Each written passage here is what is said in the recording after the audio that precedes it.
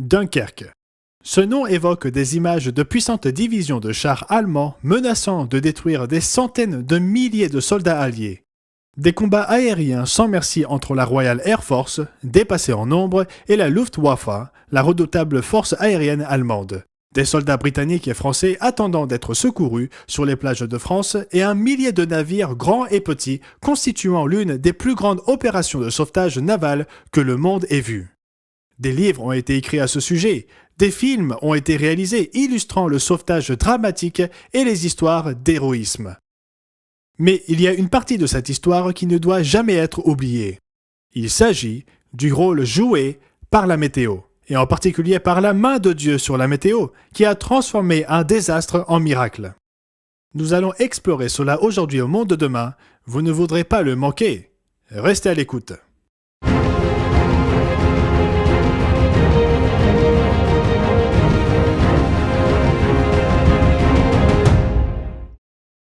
C'était le mois de mai de l'année 1940. Winston Churchill venait d'être nommé Premier ministre de la Grande-Bretagne. En un mois, les divisions Panzer d'Hitler percèrent une brèche dans les lignes françaises. Leur action sépara le gros des armées françaises, dans le sud de la ligne, des armées britanniques, françaises et belges au nord. Ce fut un désastre total pour les Alliés. Ils se retrouvèrent bientôt encerclés, les Allemands se rapprochant. Les Alliés tentèrent de percer les lignes allemandes pour rejoindre les Français au sud, mais furent repoussés. Il devint douloureusement clair que pour conserver un semblant d'armée, ils devaient battre en retraite. Ils devaient se diriger vers la mer. Incroyablement, Hitler ordonna à ses divisions de chars de s'arrêter alors qu'elles étaient sur le point d'encercler et de détruire les Alliés en retraite. Apparemment, il voulait que sa force aérienne, la Luftwaffe, ait la gloire de décimer les Alliés. Mais quelque chose s'est produit. Voici comment un vétéran de la Seconde Guerre mondiale raconta l'histoire. La Manche devint comme une mer d'huile. Le brouillard s'épaissit. Les cuirassés, les destroyers, les croiseurs, les yachts, les bateaux à moteur, les chaloupes, les radeaux, tout ce qui pouvait flotter traversa la Manche drapé d'un épais brouillard.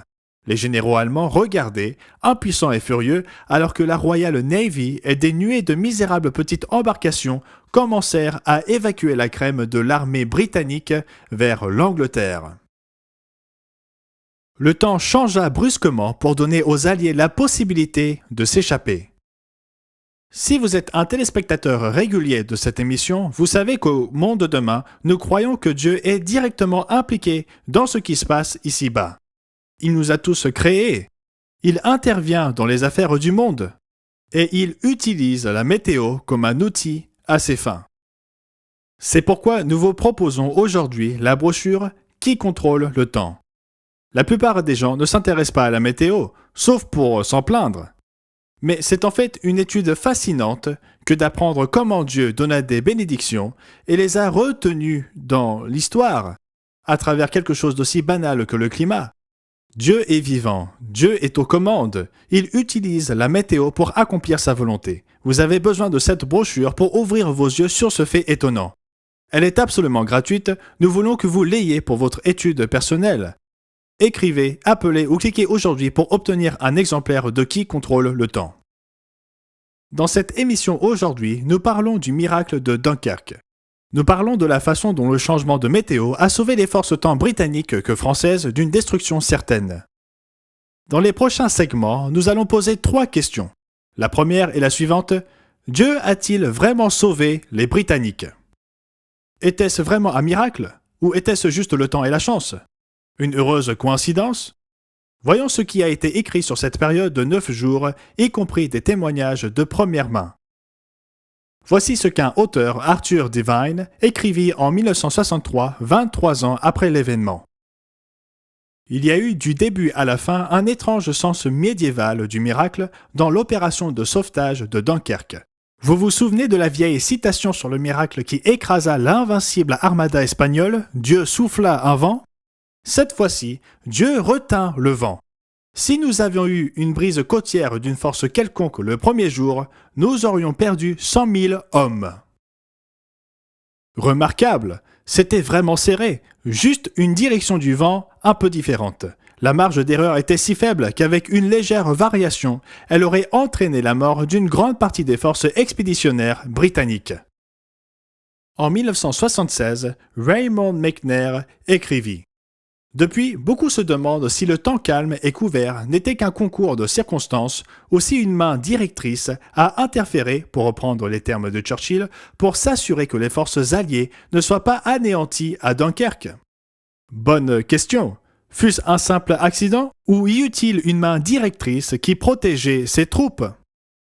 Remarquez ce que l'Éternel dit à Job dans Job 38, verset 22. « Es-tu parvenu jusqu'aux amas de neige? As-tu vu les dépôts de grêle que je tiens en réserve pour les temps de détresse, pour les jours de guerre et de bataille? » Le monde actuel ne pense pas que Dieu soit actif, vivant et intervenant dans les affaires du monde. Mais c'est ce que la Bible révèle à son sujet d'un bout à l'autre du livre. Il contrôle les éléments, il a renversé le cours des batailles dans l'histoire à de nombreuses reprises. Il y a une description intéressante de la Manche dans l'ouvrage The Miracle of Dunkirk qui fut écrit par Walter Lord en 1982. La Manche est habituellement agitée, elle est rarement calme très longtemps. Pourtant, une mer calme fut essentielle à l'évacuation, et pendant les 9 jours de Dunkerque, la Manche fut calme comme une mer d'huile. Les anciens disent encore qu'ils ne l'ont jamais vue aussi calme. Les vents du nord auraient provoqué un déferlement désastreux, mais la brise vint d'abord du sud-ouest, puis tourna vers l'est. Le 5 juin, le lendemain de la fin de l'évacuation, le vent avait tourné au nord et de grandes déferlantes vinrent balayer les plages vides. Une fois l'évacuation terminée, le vent tourna, la Manche devint houleuse avant de se déchaîner. Fut-ce une coïncidence? À vous de décider. Qu'en est-il des nuages et du brouillard? Walter Lord continue en disant ceci. Au-dessus de nos têtes, les nuages, la brume et la pluie semblaient toujours arriver au bon moment. La Luftwaffe a lancé 3 assauts massifs sur Dunkerque les 27 et 29 mai et le 1er juin. À chaque fois, le lendemain, des nuages bas empêchèrent toute poursuite efficace. Il fallut 3 jours aux Allemands pour découvrir le rôle joué par la brise orientale, notamment parce que les brises du sud-ouest la masquaient par la brume. Incroyable! La combinaison parfaite de nuages et de pluie empêcha les pilotes allemands de détruire les engins sur la côte. Il y a un Dieu dans le ciel qui règne en maître. Il y a un Dieu qui dirige la météo. Cette histoire est racontée dans la brochure offerte aujourd'hui qui contrôle le temps. Vous serez stupéfait par les récits de la Bible qui racontent comment Dieu est intervenu de façon spectaculaire à l'époque, tout comme pendant la Seconde Guerre mondiale. Vous verrez que les serviteurs de Dieu tout au long de l'histoire ont reconnu que l'Éternel avait le pouvoir sur les éléments et ses serviteurs l'ont prié lorsqu'ils avaient besoin de son intervention. Il n'en va pas autrement aujourd'hui. La brochure qui contrôle le temps vous aidera à croître dans la foi en adorant le Dieu qui est assis aux commandes du ciel et de la terre. Nous vous enverrons gratuitement votre exemplaire. Utilisez le numéro de téléphone, l'adresse ou le site web montré à l'écran. Commandez-le dès aujourd'hui. Dans le dernier segment, nous avons posé la question suivante: Dieu a-t-il sauvé les Britanniques à Dunkerque? Explorons une autre question. Si Dieu a sauvé les Britanniques, pourquoi? Pourquoi un Dieu suprême dans le ciel interviendrait-il en notre faveur ici-bas? Est-ce qu'il nous remarque au moins? S'en soucie-t-il? Et pourquoi les Britanniques? Sont-ils son peuple préféré? Eh bien, nous savons qu'il n'y a pas de favoritisme avec Dieu. C'est écrit dans Romains 2, verset 11. Voyez-vous, Dieu a sauvé les Britanniques parce qu'il mettait en œuvre son plan.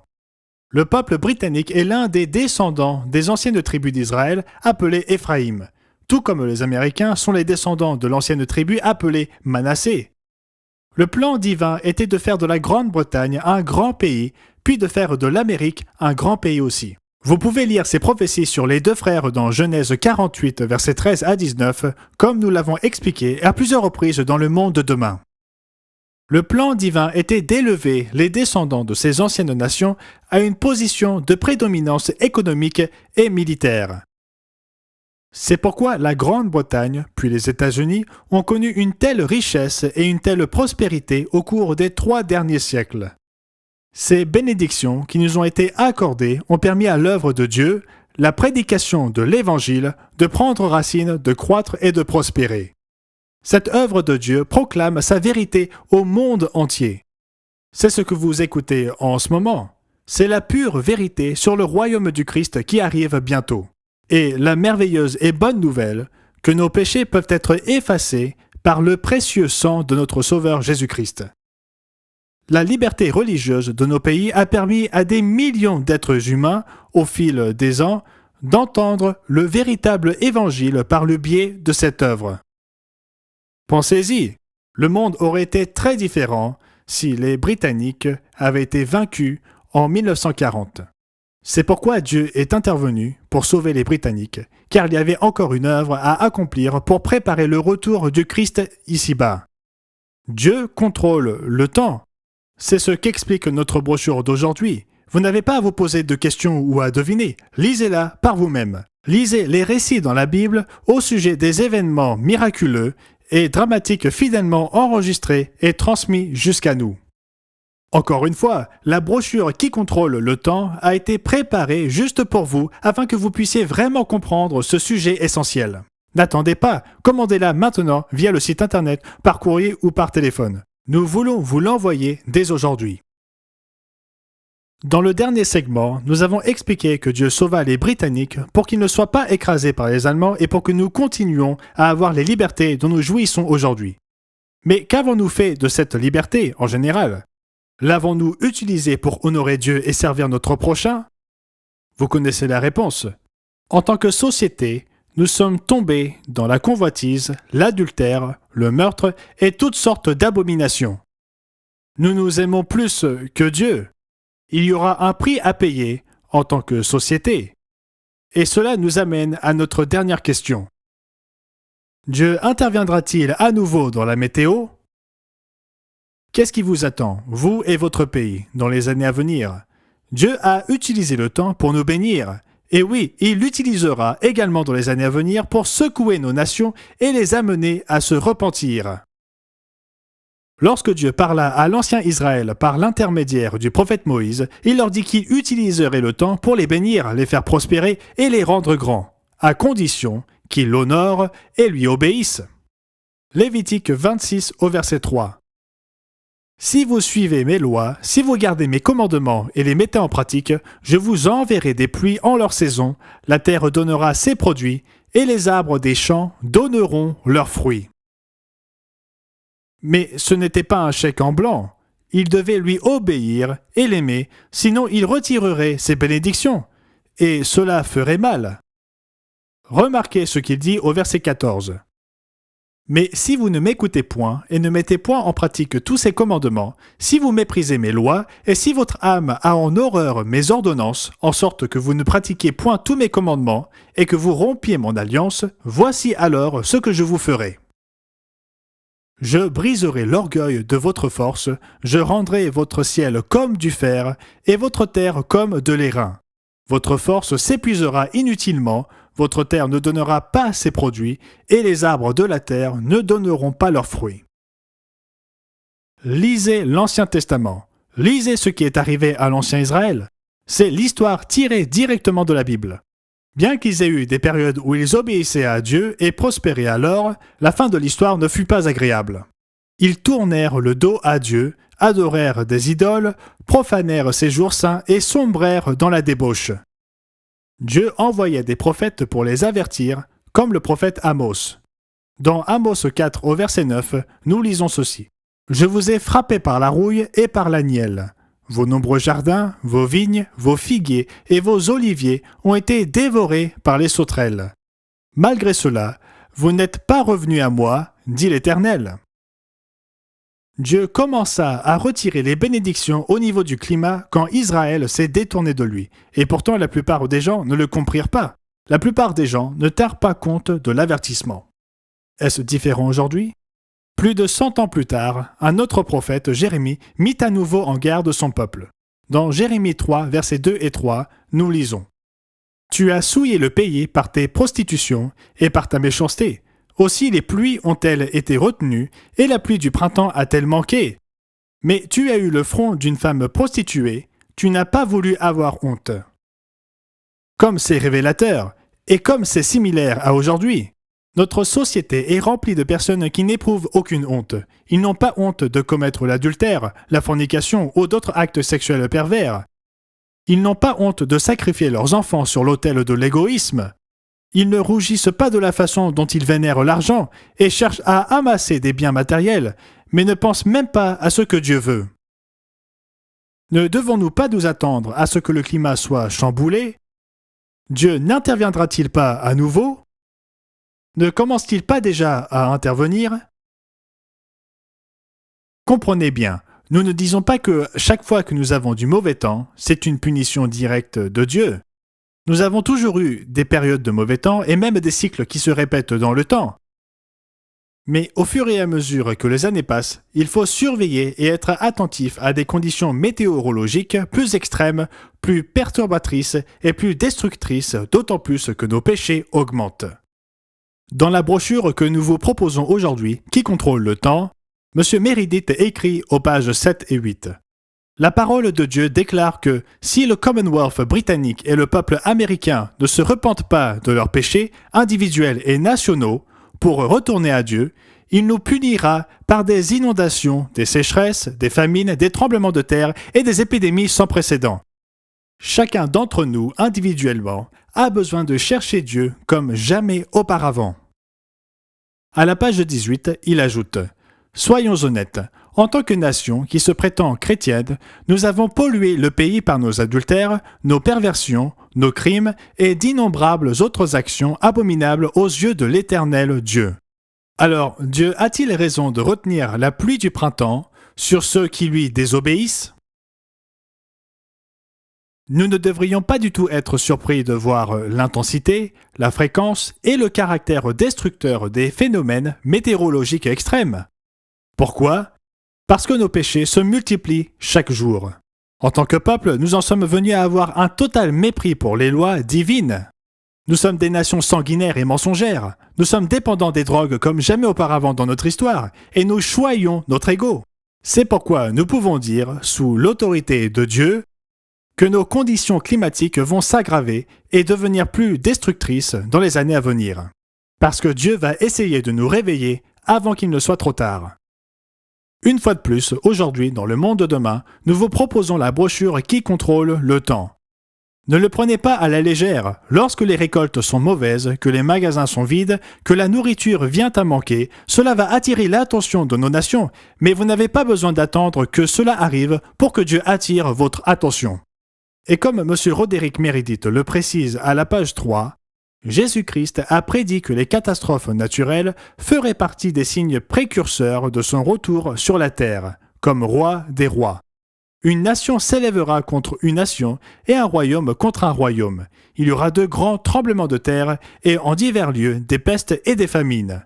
Tout cela ne sera que le commencement des douleurs. Matthieu 24, verset 8. Cette brochure est un avertissement donné par les serviteurs du Tout-Puissant. À ce moment-là, le cycle normal du temps commencera à changer. En fait, presque tout ce qui nous entoure commencera à changer, à moins que nous ne nous repentions individuellement ou en tant que nation, et que nous ne nous tournions réellement vers le Dieu de la création. Cette brochure vous montrera pourquoi ces catastrophes arrivent et ce que nous devons faire individuellement et collectivement pour nous protéger.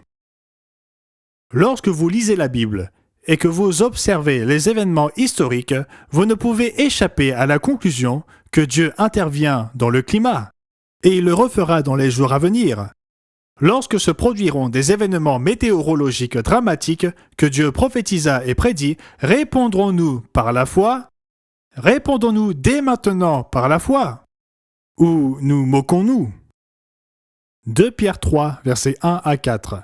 Voici déjà, bien-aimés, la seconde lettre que je vous écris.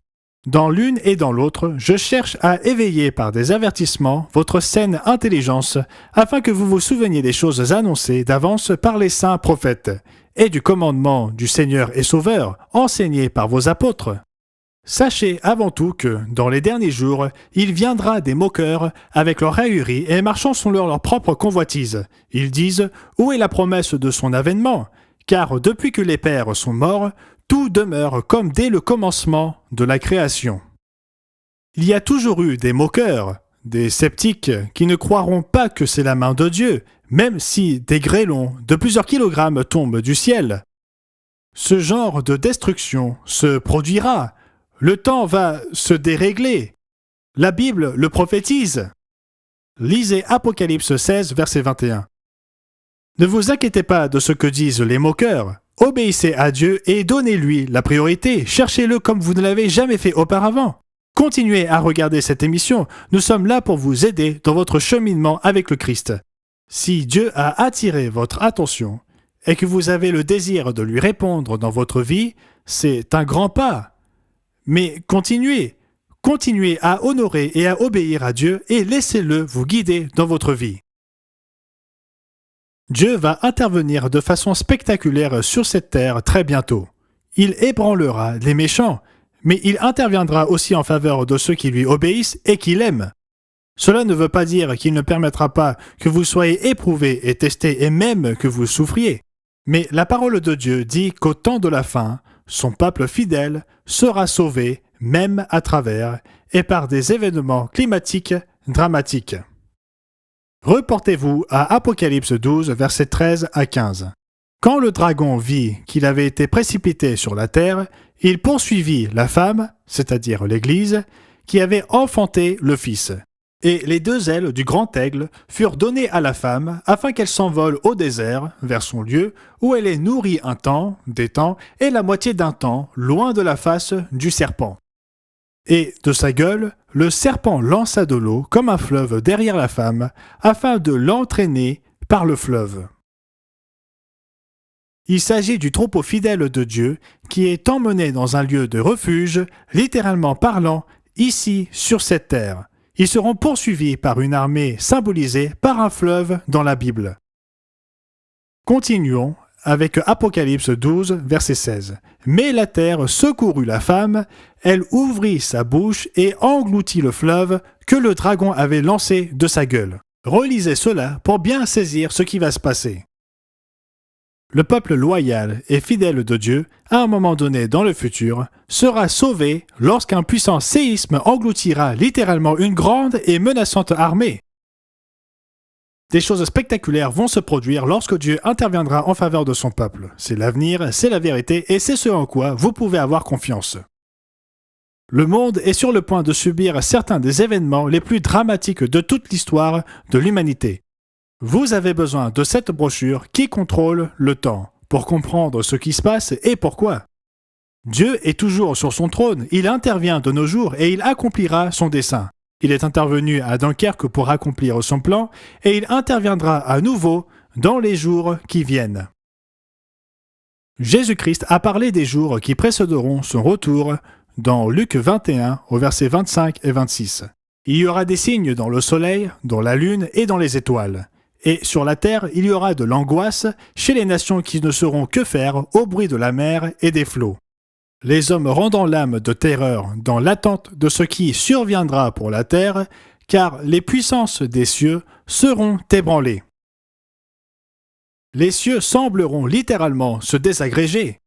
Le monde naturel se convulsera alors que son Créateur se préparera à faire son entrée et à descendre sur terre.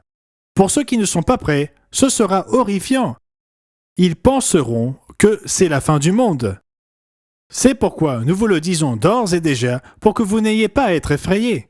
Pour ceux qui comprennent ce que Dieu fait et qui conforment leur vie à sa parole, ils seront prêts pour ces événements. Ils ne seront pas ébranlés ou effrayés, ils seront soulagés et enthousiasmés par le retour de leur Rédempteur. Reportez-vous au verset 28. Quand ces choses commenceront à arriver, redressez-vous et levez vos têtes parce que votre délivrance approche. Remerciez Dieu parce qu'il interviendra très bientôt. Assurez-vous d'être prêts afin d'affronter ces jours avec confiance. Le Dieu éternel intervient dans les affaires mondiales.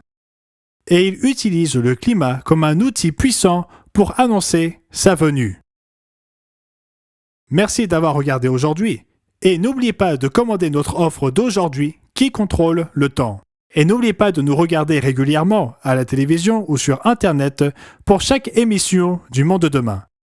Dans ce monde d'incertitude, de confusion et de chaos, vous avez besoin de la clarté biblique et de la perspective spirituelle que cette émission peut vous apporter.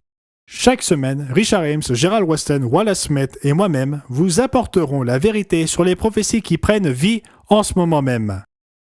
Et la bonne nouvelle, que Jésus-Christ établira bientôt son royaume ici-bas.